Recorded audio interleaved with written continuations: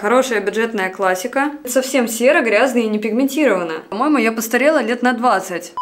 Сегодня я буду проверять популярную декоративную косметику Catrice. Catrice — это бюджетный бренд известной косметики из Германии, который стал популярен во всей Европе, ну и, конечно же, в России. Сделаем сегодня несколько блестящих таких около новогодних макияжей, все же готовимся к праздникам. Ах да, еще будет египетский макияж, который вы у меня очень давно просили. Посмотрим, как ведут себя продукты Catrice на лице, что стоит брать, а что нет.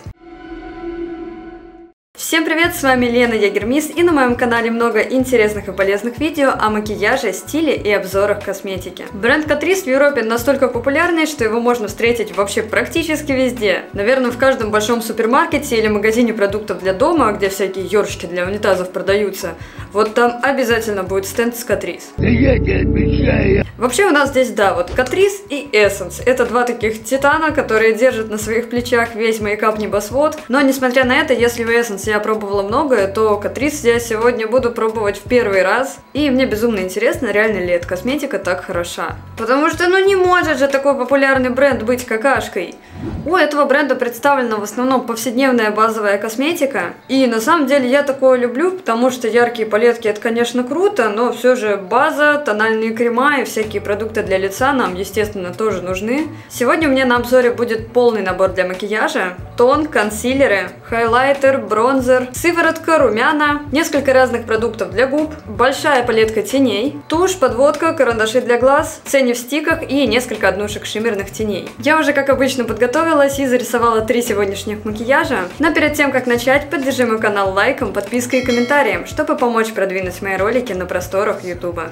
У меня от природы очень хорошие ресницы, но когда делаешь по несколько макияжей за день, они очень страдают. И я поняла, что моим ресницам срочно необходима помощь. В рекламе в соцсетях я увидела нашумевшую новую сыворотку для роста ресниц и решила попробовать. Я доверилась отзывам и купила ее, хотя продукт не самый дешевый, но я подумала, что если действительно такой крутой результат, то оно стоит того. Это сыворотка от английского бренда X-Lash. Формула была разработана совместно с Каролинским институтом в Швеции. Она протестирована и прошла сертификацию в Европе. Посмотрите, какой красивый кейс, все сделано супер качественно и премиально. Коробка на магнитном замке уже выглядит как подарочная. В составе содержится биодоступный пептид. Он нормализует обменные процессы роста ресниц, пробуждает спящие фолликулы, активизируя естественный рост ресниц. Витаминный комплекс восстанавливает структуру ресниц, уплотняет их и предотвращает ломкость и выпадение. А гиалуроновая кислота, ну она тут так же как и везде, увлажняет и обеспечивает дополнительный уход. Все это и делает наши с вами ресницы такими длинными. Вы только посмотрите, какие ресницы у меня были до и какие сейчас. Причем первую неделю мне казалось, что вообще ничего не происходит. Но потом я обратила внимание, что мои ресницы стали намного толще и жестче. Сейчас я на середине курса, но я уже в восторге от изменений. Ресницы стали реально длиннее и визуально их стало как-то больше. Такого флакона 3 мл хватит на весь курс 3-4 месяца.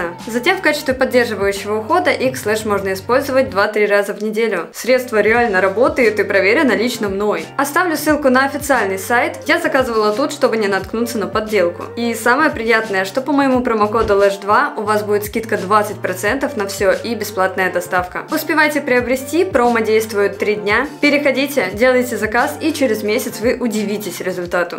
Давайте начнем с розового блестящего макияжа с Catrice. Не, ну раз у нас бренд Catrice, почему бы не сделать Catrice? Логично? Логично. И давайте, как обычно, начнем макияж с тона. У меня это тон в оттенке Vanilla Beige. Хороший такой тяжелый стеклянный флакон. Нам обещают, что он будет стойкий, плотный и матовый. В общем, все как я люблю. Он веганский, в составе нету парабенов, спирта, микропластиков. Кстати, вы слышали, что в Европе хотят запретить микропластики? Соответственно, все блестки и еще кучу косметики собираются отменять. В общем, ходят слухи, что какие-то блогеры, визажисты бегут тоннами скупать эти блестки. Тем временем я уже нанесла тон на все лицо, и в принципе он перекрывает все хорошо, какие-то прыщички почти не видны. И он прям слишком матовый. Он немного подчеркнул мои шелушения, и мне кажется, этот тон намного больше подойдет людям, у которых жирная кожа. И раньше такой эффект мне очень нравился, но сейчас все же я хочу, чтобы лицо выглядело более живым. Я люблю мешать тональные основы между собой, поэтому этот тон, я думаю, в дальнейшем буду использовать, но буду его замешивать с чем-то, что имеет такой влажный финиш, и тогда получится нормально. Тон называется All Matte Shine Control, и стоимость этого тона около 700 рублей. И я я думаю, что эта цена вполне адекватная.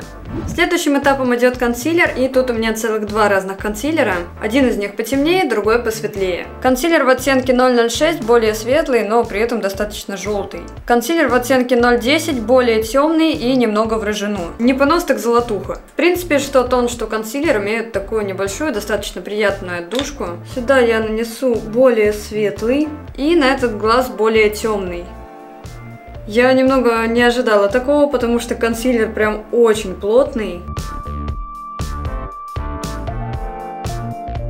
В общем, консилер достаточно неплохо перекрывает, и его не нужно наносить прям много, потому что я его прям слишком дофига бахнула, и пришлось его тушевать прям по всему лицу. Посмотрим, как будет дальше, но пока по ощущениям консилер очень даже неплохой. Но у меня есть такое ощущение, что то ли тон, то ли консилер немного некрасиво забился в порах, и мои поры сейчас выглядят очень заметными, хотя они, в принципе, не особо-то и большие.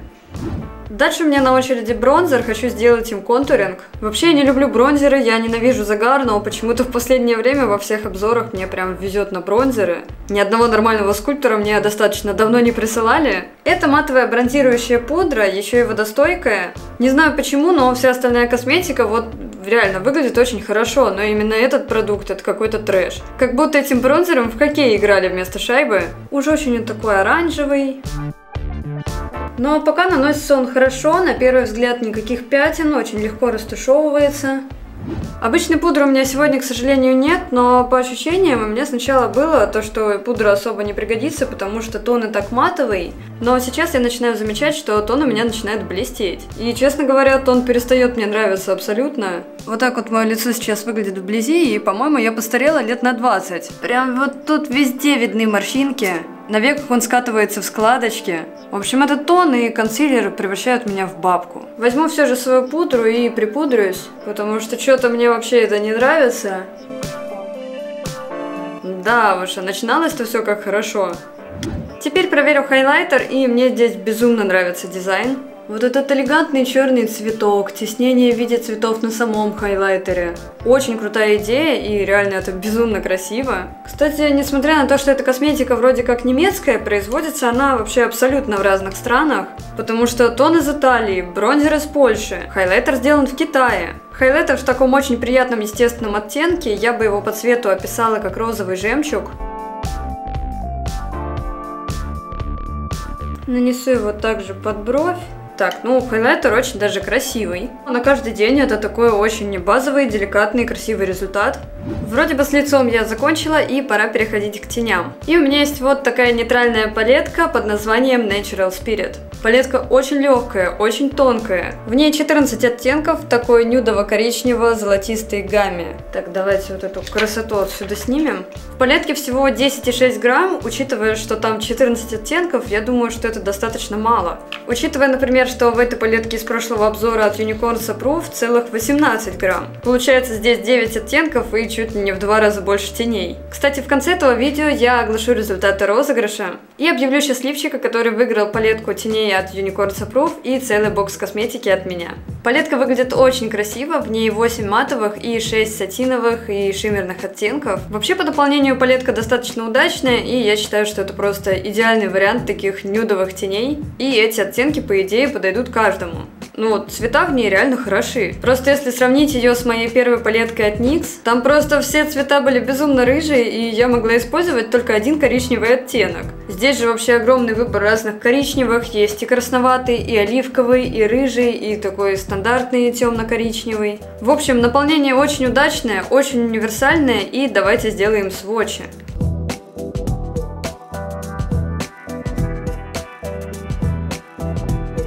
Матовые оттенки это что-то безумно крутое, они очень мягко наносятся, они абсолютно не сыпятся, не плешивят. Пигментация просто очень комфортное нанесение, чего, к сожалению, не скажешь о сияшках, которых в этой палетке тоже много, но которые очень тухленькие. И на первый взгляд у меня мнение об этой палетке очень неоднозначное.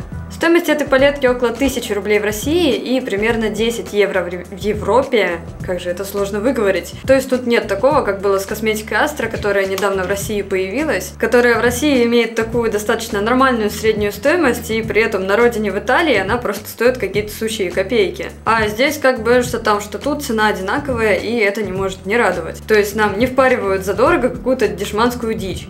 Сначала я возьму вот этот оттенок Element, он такой коричнево-красный. Кстати, очень красивый и необычный цвет. Кстати, сейчас пыталась стереть сводчи, и тени оказались очень даже стойкими. Просто я их вот так вот рукой тру, и они до сих пор остаются. Надеюсь, что тинт от них потом не останется на коже. В общем, нанесу оттенок Element над складкой века, уводя его немного в стрелочку. Теперь растушу этот красно-коричневый оранжевыми тенями под названием Hit. Снова взрыв. И теперь нанесу вот этот оттенок Origin, который позволит втушевать тени в кожу.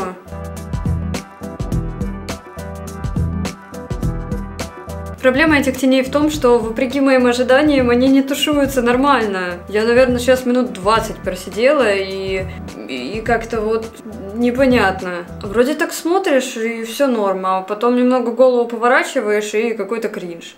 У меня есть несколько однушек теней, они такие прям блестящие, шиммерные, дуохромные, прям с такими яркими сверкающими хлопьями. В общем, у меня такое ощущение, что Catrice поняли, что они с этими блестками в палетке обосрались, и они решили сделать наконец-то нормальные шиммерные тени, потому что тут уже по сводчам все очень даже зашибись. Возьму вот эти дуохромные сатиновые тени, оттенок называется Silicon Violet. Нанесу их на все подвижное веко, избегая серединки.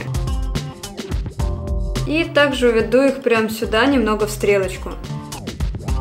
Теперь возьму тени в оттенке номер 370 Blazing Berry и добавлю их вот сюда на серединку. В общем, розовый дуохромный вообще какой-то еле заметный. Шиммерные тени идут небольшими хлопьями, они не особо сильно осыпаются, но немного жуют века. И я думала, что за счет этих сияшек мой макияж будет выглядеть намного лучше, но пока что нет. Теперь я хочу нарисовать стрелку вот таким карандашом для глаз Perfection в оттенке 070. Это такой сатиновый баклажано-коричневый оттенок. Я не особо врубаюсь в подобные сатиновые карандаши, которые так немного переливаются. Мне кажется, сейчас такие макияжи уже не особо в тренде. Давайте попробую нарисовать маленькую стрелочку. Он отвалился. 1000 лет не рисовала стрелки карандашом. Ох, тяжело. Теперь опущу стрелку на нижнее веко. И попробую кисточкой вниз карандаш растушевать. Мне кажется, у меня сегодня этот карандаш закончится, потому что у меня осталось вот столько, блин. Давайте попробую подвести им слизистую. Кусок еще в глаз от него отвалился, ну что за жесть. Ну и тут для слизистой он тоже какой-то слабенький. Когда хотела сделать лисий макияж, но получился упоротый лис.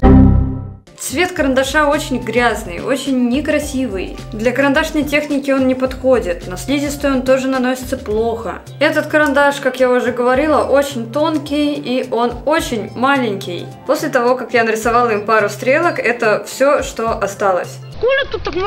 Посмотрите на вот эти вот ужасные морщины вообще везде, ну короче это кринж. Да уж, почему-то пока эта косметика меня вообще не радует.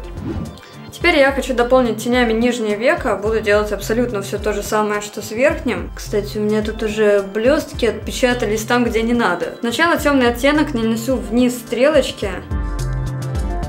Вообще я думала, что за счет вот этого карандаша я смогу сделать такую плавную тушевку из черного в коричневый. Но тени полностью перекрывают карандаш. Теперь также растушую более светлым оранжевым оттенком. В серединке я оставила место, хочу добавить туда еще вот эти вот розовые тени. О, я поняла, эту штуку классно использовать как хайлайтер. Давайте теперь попробуем тушь под названием Glam Doll Sculpt and Volume. Написано, что это объемная тушь для ресниц с эффектом скульптурирования. Очень необычный интересный флакон, хотя в принципе ничего особенного, потому что сейчас уже над тушами как только не изгаляются. Давайте хотя бы вспомним новую тушь от Vivienne Sabo, которая похожа на смотык. Это все, конечно, очень весело. У туши есть достаточно сильный запах, но я уже не удивляюсь, почему-то у всех дешевых тушей есть запах. Что-то у меня в каждом видео уже тушь с запахом туши из Перехода. Здесь очень необычная щеточка, что-то подобное я видела у туши, по-моему, бренд называется W7. Это была самая дешевая тушь с местного фикс-прайса. С одной стороны, эта щеточка выглядит как самая обычная щеточка, но если ее повернуть, она становится плоской.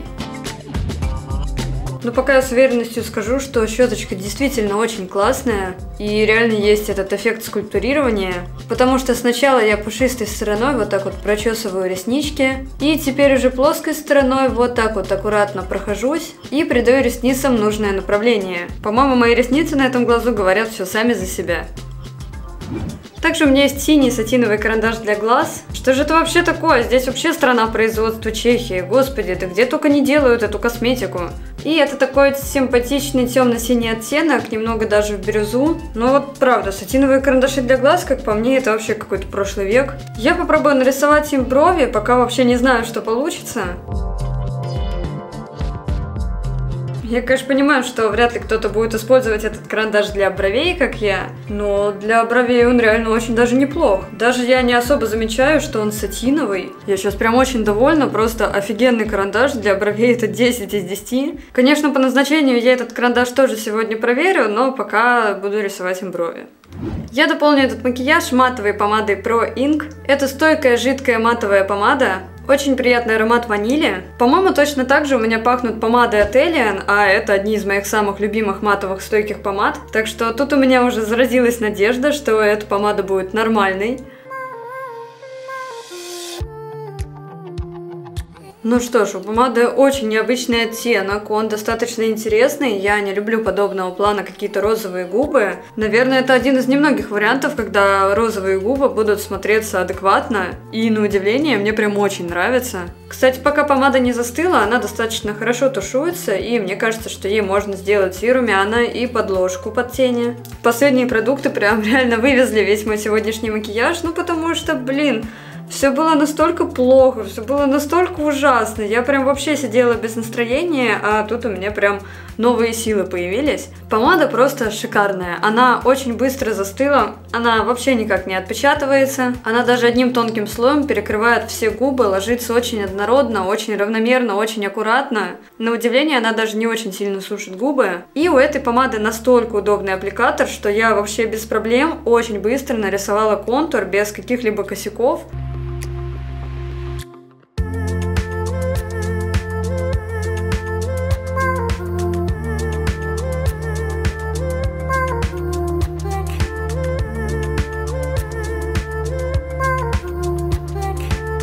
И вот такой первый макияж у меня получился, и, честно говоря, выглядит он достаточно странно. И на данный момент у меня от этой косметики просто такое 50 на 50 впечатление, потому что я уверена, что часть этих продуктов я вообще больше никогда, кроме сегодняшних съемок, не буду пользоваться. Но также многие средства обязательно пойдут в мою косметичку, которой я пользуюсь наиболее часто.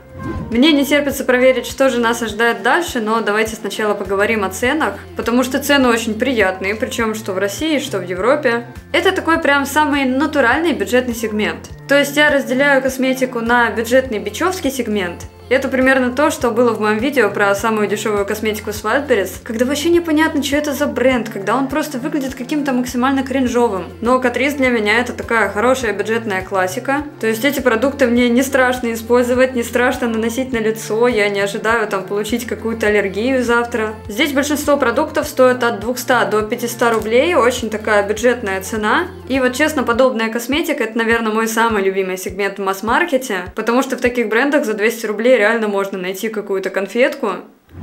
Следующий макияж будет тоже с блестками, ну а что поделать, уже декабрь и хочется какой-то такой блестящей новогодней сказки. Этот макияж будет со стразами в оливково-золотых оттенках. У меня есть увлажняющая сыворотка для лица от Catrice. Как раз таки я думаю, что мне просто необходимо еще увлажнить кожу, потому что тон и так слишком матовый. И, вероятно, тон будет намного лучше выглядеть после этой штуки. Это гидросерум с тройной гиалуроновой кислотой и неоцинамидом. Страна производства – Франция. Мне кажется, мы с этой косметикой сегодня уже по всей Европе проездили, уже такой небольшой евротур. Окей, надеюсь, перед макияжем она тоже подойдет. Эта сыворотка мне нравится тем, что у нее особо нет липкости. Она очень хорошо распределяется и впитывается в кожу. Реально, вот эта вещь мне абсолютно заходит. Я думаю, что продолжу ей пользоваться каждый день. На этот раз буду наносить тон спонжем, может быть со спонжем тон намного лучше подружится. Так, ну с таким кейсом тон лег намного лучше, но все равно меня смущает, что мои какие-то черные точки и поры стали намного заметнее. Теперь я хочу смешать оба консилера, мне кажется, они вместе дадут тот самый цвет, который мне и нужен. Единственное, что на прошлом видео этот консилер сделал мне нормальные такие морщины, поэтому я планирую сейчас как можно скорее припудриться. Ну или грустить, не смеяться и не улыбаться. Россия для грустных. Только что в ногу мне впилась булавка, отлично. Больно, блин. Хочу также добавить в этот макияж активные румяна, и тут у меня есть вот такие румяна Air Blush Glow. Это такие немножко сатиновые румяна, состоящие из нескольких оттенков. Страна производства Польша. Ставим еще один флажок на нашу карту путешественников. Оттенок очень даже хороший, мне такой идет. Такой немного персиково-оранжевый. Не, ну румяна прям такие супер естественные, мне даже хочется их нанести как-то побольше, поярче, но мне это не получается сделать. Я считаю, что румяна не должны быть прямо очень пигментированными, но здесь все же мне немного пигментации не хватило. Но опять же, если их использовать для какого-то повседневного макияжа на каждый день, то очень неплохой продукт. Теперь добавлю уже известный нам хайлайтер, если я его смогу открыть. Но вот именно хайлайтер и однушки теней прям очень тяжко открываются. Ну и давайте теперь приступим к глазам. Снова возьму вот эту палетку и выберу оттенок олив. Достаточно необычный оттенок, я бы его назвала цвет гнилого болота. Кстати, вы любите оливки? Я вот оливки просто обожаю, хотя еще буквально несколько лет назад я их на дух не переносила. Повзрослела, короче. У меня уже такой возраст, что пора уже о чайном грибе задумываться. Я выгляжу всегда как 16 лет. Наношу этот оливковый оттенок на внешний и внутренний уголок глаза. Вроде как бы и тени норм, но как-то растушевать их в кожу прям не особо получается, но в принципе для этого макияжа нам это и не нужно. Пигментация в принципе средненькая, но я считаю, что для нюдовой палетки это простительно. И также нанесу их на нижнее веко. Теперь возьму вот этот светлый оттенок Sand, он прям реально похож на песок. Он такой светло-телесный, но прям с небольшим количеством шиммера. И вообще у меня складывается такое ощущение, что тени между собой не то что тушуются, они просто как-то сверху друг на друга накладываются, и как бы на этом все. Ладно, в принципе смотрится норм, но такой элементарный макияж можно было бы сделать намного проще и быстрее, если бы тени хорошо тушевались. У меня есть два оттенка сатиновых теней в стике, один золотой, другой зеленый. Воспользуюсь сегодня зеленым. Стик содержит алоэ вера. Это сатиновые тени в таком оливковом оттенке с золотыми блестками. Продукта достаточно много, но почему-то я раньше всегда игнорировала подобные тени в стиках. Этими тенями я сделаю рисунок, обведя вот так вот вокруг глаз и уведя это в стрелочку. Конечно, оттенки прям такие бабушкины, но здесь это все как-то выглядит совсем серо, грязно и не пигментировано. Ну вот представьте, если бы он был каким-то изумрудно-зеленым, насколько это было бы красиво. Но здесь, я не знаю, это реально бабушка. Тушевка и эта штука — это просто несовместимые вещи. Хотя как бы тени в стике, они предполагают то, что их нанесешь и будешь потом растушевывать. Ой-ля. Ладно, пока что всю ситуацию спасает то, что эти тени я планировала использовать в качестве подложки и на них уже нанести вот эту вот однушку теней в таком красивом тоже золото-оливковом оттенке. Золото-оливковый. Надеюсь, что с этими тенями мои глаза будут блестеть, и они смогут хоть как-то спасти ситуацию. Ну ладно, с этими тенями выглядят в разы лучше, они хотя бы имеют какой-то более яркий акцент. Эти тени немного сыпятся, но выглядят достаточно грязно. Ну реально, блин, просто какая-то хуманизация гнилого болота. Не могу не обратить внимания на то, что эта штука, она попадает в глаз какими-то жесткими кусками, и у меня прям все глаза слезятся. Хочется умыться, потому что это отвратительное ощущение песка в глазах. И может быть в каких-то макияжах эта сияшка достаточно красивая, но в плане использования мне вообще ни разу не нравится. Хотя тут сзади написано, что это именно для глаз.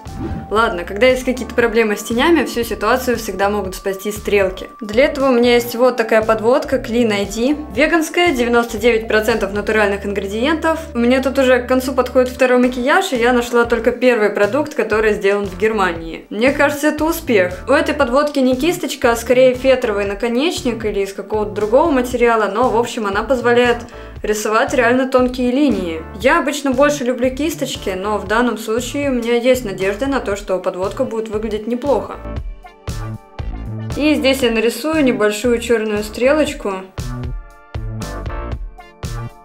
Ну что ж, подводка реально неплохая. Я, наверное, первый раз встречаю настолько матовую подводку. Выглядит очень интересно, она прям как уголь. Но сам по себе продукт очень достойный. Так как следующий макияж будет египетский, я хочу сделать темные брови. И я думаю, что под этот макияж они тоже подойдут. У меня есть вот такой карандаш для глаз, и надеюсь, что он будет такой же крутой, как синий. Он тоже немного сатиновый и в таком непонятном каком-то серо-коричневом оттенке. Так что буду делать им графичные брови.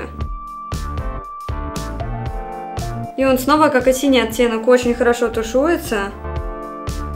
Конечно, не скажу, что под этот макияж прям подходят серые брови, но уж извините, у нас все же обзор косметики, а не какой-то конкурс по макияжу. Теперь я хочу добавить на всю вот эту вот блестящую часть немного страз. По-моему, при помощи страз удалось разбавить весь этот болотный тлен. И с ними макияж выглядит намного более интересно и завершенно. Но чтобы завершить макияж до конца, нужно сделать губы.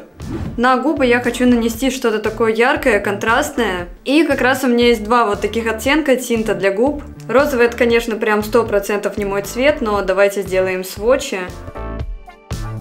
И я сегодня, пожалуй, воспользуюсь красным.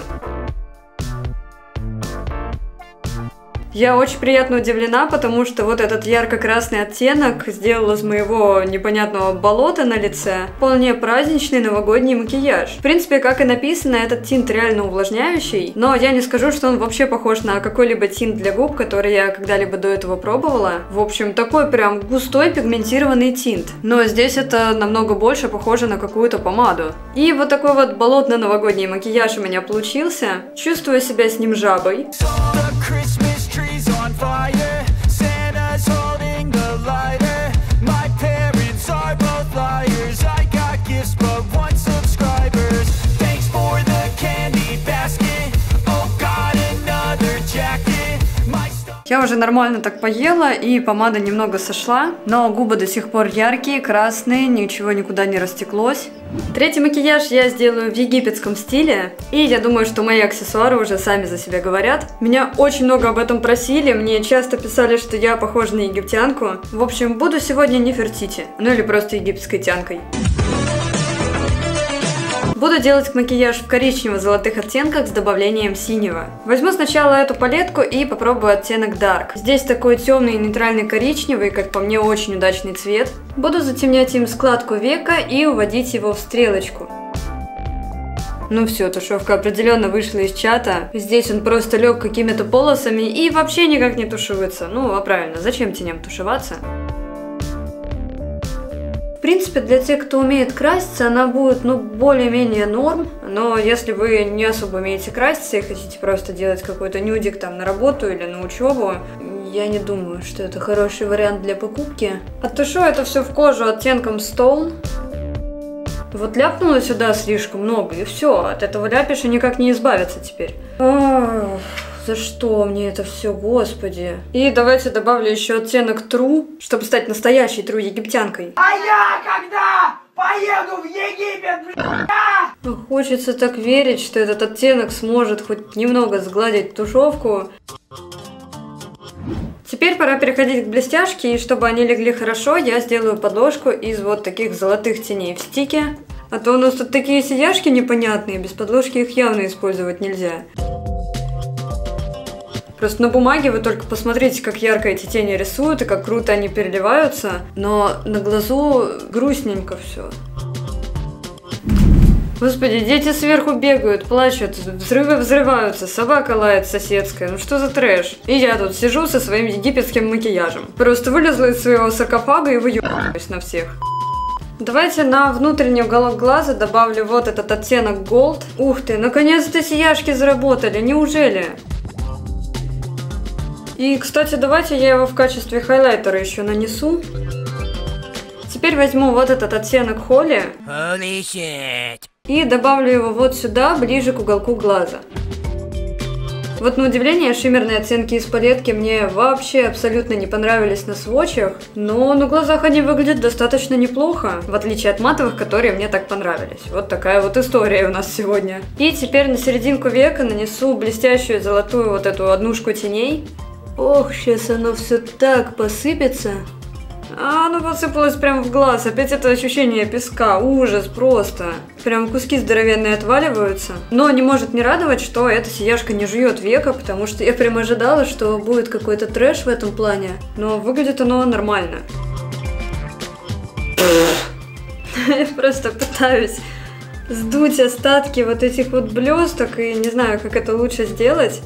Теперь я возьму уже полюбившийся мне синий карандаш и нанесу его на все нижнее веко. Надеюсь, что у меня потом получится его вниз красиво растушевать. Ну что ж, хотя бы карандаш меня сегодня не подвел. И теперь самое время нарисовать стрелки, потому что какой же египетский макияж без стрелок? Для этого я беру подводку и сначала рисую обычную стрелку.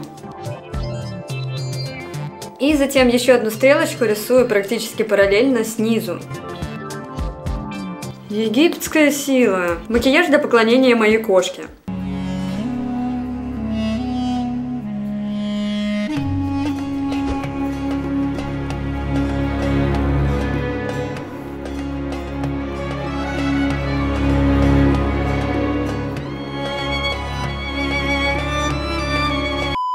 Обе стрелки готовы, но я хочу нарисовать еще египетский узор. Сначала прорисую форму узора золотым стиком.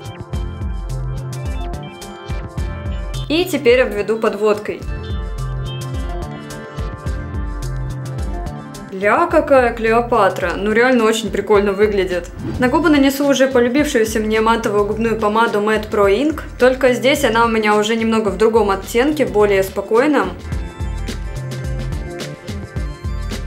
Конечно, оттенок такой слишком розоватый, я вообще-то думала, что он будет более коричневым. Очень круто, что эта помада отлично работает без карандаша. У меня также от нее только положительные эмоции, потому что нанеслась она очень равномерно. И теперь возьму вот эту вот блестяшку и добавлю ее тоже на губы. Хочу еще немного добавить золотишко, а то мне все мало. Сделаю такие золотые блики. И вот такой красивый египетский макияж у меня получился. Напишите в комментариях, как он вам. Получилось ли у меня сегодня стать настоящей Клеопатрой?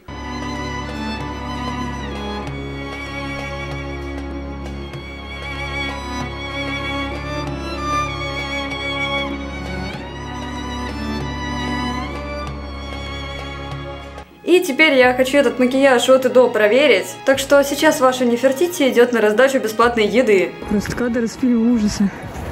Люди идут за бесплатной едой на свет.